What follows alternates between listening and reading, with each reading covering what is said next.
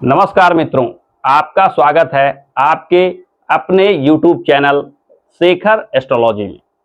आज हम चर्चा करेंगे ज्योतिष शास्त्र के एक खास योग के बारे में, जिसे हम विद्युत योग के नाम से जानते हैं। जन्म कुंडली में जब एकादश भाव का स्वामी उच्च का हो और लग्नाधिपति से केंद्र में शुक्र के साथ स्थित हो, यानी लग्न के जो स्वामी हैं उनसे केंद्र भाव, लग्नेश से पहला यानी लग्नेश के साथ, लग्नेश से चौथा, लग्नेश से सातवां और लग्नेश से दसवां, इन भावों में एकादश स्थान का स्वामी उच्च का होकर स्थित हो, साथ ही साथ वहां शुक्र स्थित हो, यानी शुक्र और एकादशेश का युति लग्नेश से केंद्र भाव में हो, तो इस योग को विद्युत योग के नाम से जानते हैं।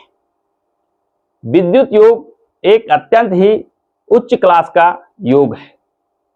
इस योग से जीवन में अनेक लाभ प्राप्त होते हैं, क्योंकि यहाँ एकादश भाव के स्वामी साथ ही साथ शुक्र, ये दोनों का युति बनता है। एकादश भाव चूंकि आय भाव कहा जाता है, इसलिए धन को देने के लिए एकादश भाव का स्वामी का उच्च होना एक शुभ योग माना जाएगा।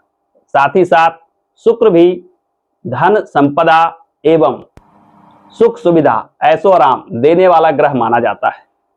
जब एकादश भाव के स्वामी और शुक्र एक साथ आ जाएं तो कहना ही क्या।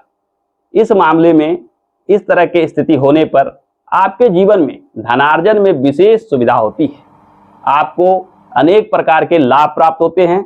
जीवन में धन संपदा कमाने में आसानी होती है, क्योंकि इस योग में लग्नेश का भी ध्यान रखा गया है कि लग्नेश से केंद्र भाव में यह युति बननी चाहिए। यहाँ लग्नेश भी बली हो जाता है और लग्नेश के बली होने से आप में आत्मबल की भी अधिकता होती है, यानी आप पूरे आत्मविश्वास के साथ कोई कार्य करते हैं।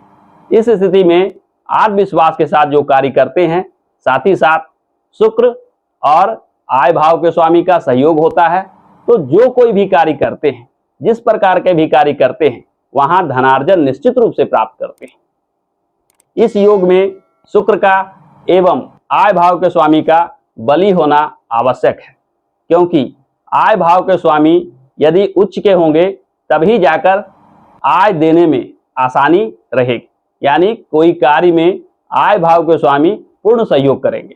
साथ ही साथ शुक्र भी यदि शुभ राशि का हो, उच्च का हो, तो यह निश्चित मानिए कि शुक्र अपने नैसर्गिक फल को अवश्य देगा। यहाँ शुक्र एक और धन संपदा ऐशो आराम सुख सुविधा देने का कारण बनता है, वहीं आय भाव के स्वामी भी उसका समर्थन करते हैं, जिसके वजह से आप अपने जीवन में बहुत सा धनार्जन करते हैं। साथ ही साथ ऐशो आराम सुख सुविधा इत्यादि आसानी से प्राप्त होता है। जीवन में धन मान प्रतिष्ठा इत्यादि आसानी से प्राप्त होने लगता है।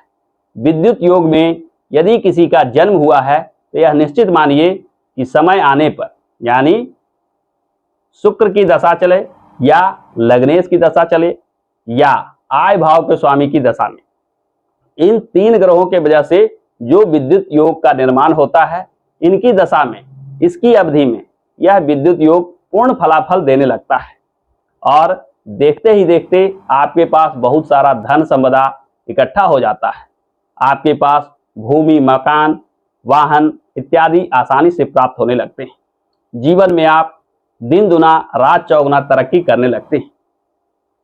परंतु यदि आपके कुंडली में विद्युत योग बना है और फलाफल प्राप्त करने में कमी महसूस कर रहे हैं, यानी विद्युत योग होने के बावजूद भी उसके फलाफल में कुछ कमी रह रही है, तो यह निश्चित मानिए कि इन तीनों ग्रहों में लग्न के स्वामी, आय भाव के स्वामी और शुक्र, ये तीनों ग्रह को कहीं ना कहीं कोई अन्य ग्रह प्रभावित कर रहा हो, दृष्टि से पीड़ित कर रहा हो, या इसके बलाबल में कुछ कमी रह गई है।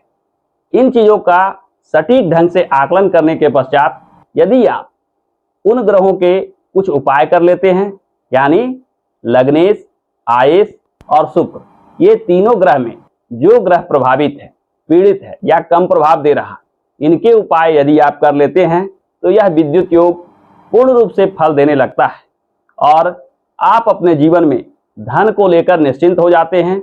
जहां जिस कार्य में हाथ डालते हैं वहां सफलता प्राप्त करते हैं। खास करके धनार्जन के मामले में आप भाग्यशाली माने जाते हैं। तो आज के चर्चा में इतना ही। फिर मिलते हैं ज्योतिष के किसी अन्य विषय के साथ। तब तक के लिए अनुमति दीजिए। आपसे अनुरोध है कि इस चैनल को देखिए, लाइक कीजिए, शेयर कीजिए और सब्सक्राइब जरूर कीजिए। धन्यवाद।